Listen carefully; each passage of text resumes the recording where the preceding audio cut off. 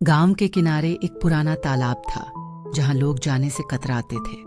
कहा जाता था कि वहां रात के समय एक छाया दिखाई देती थी जो जल में डूबे एक चुड़ैल की थी। एक रात गांव के युवा राजू ने अपने दोस्तों के साथ तालाब की ओर बढ़ने का फैसला किया। चांदनी रात में तालाब की पानी सतह पर अजीब सी लहरें थीं, जैसे कोई अदृश्य शक्ति उसे बुला रही हो।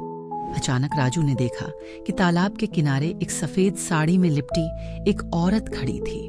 उसके चेहरे पर भयावह डर था और उसकी आंखों में एक गहरी उदासी थी। दोस्त डर कर भागने लगे, लेकिन राजू वहीं खड़ा रहा, जैसे किसी जादू में बंधा हो। जब उसने पास जाकर देखा तो वह महिला जल के भीतर डूब गई। राजू ने उस चुड़ैल की पुकार सुनी, मुझे मुक्त करो। वह जानता था कि इस तालाब में एक प्राचीन श्राप छिपा था। गांव के बुजुर्गों ने बताया था कि इस तालाब में एक प्रेमिका की आत्मा बसी है जिसे उसके प्रेमी ने धोखा दिया था। राजू ने तालाब में एक फूल फेंका और जल में हलचल हुई।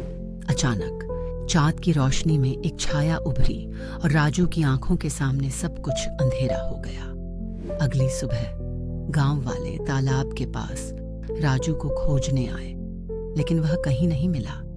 उसकी गुमशुदगी ने गांव में एक नई दहशत फैला दी।